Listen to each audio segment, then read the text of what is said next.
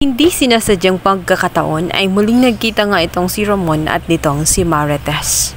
Naiiyak ng husto itong si Marites dahil muling nag-flash out ang lahat ng ginawa ni Ramon sa kanya. Kaya naman, hindi na maiwasan na pagsasampalin at saktan nga itong si Ramon. Subalit si Ramon ay walang maalala.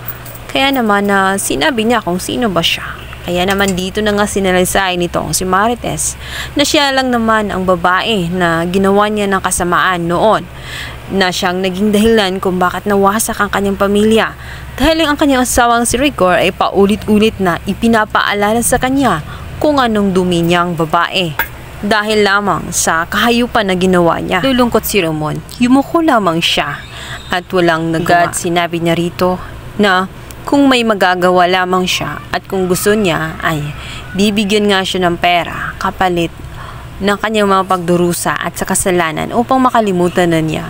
Subalit hindi ito matatanggap ni Marites dahil hindi mababayaran ng pera ang kanyang dangal at reputasyon, lalong-lalo na at hindi na mababalik ang tiwala ni Rigor sa kanya. Sinira niya ang buhay nitong si Marites.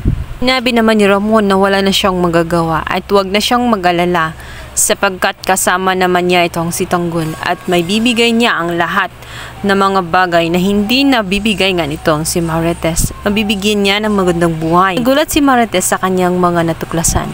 Hindi rin niya alam na hindi si Tanggol kundi si David ang tinutukoy nga nitong si Ramon.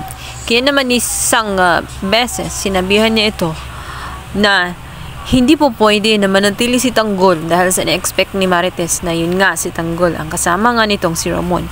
Hindi pwede na maging demonyo ang kanyang anak kagaya na lamang ng kanyang ama na kaharap niya ngayon na lumapastangan sa kanyang pagbabae at sa kanyang buong pamilya.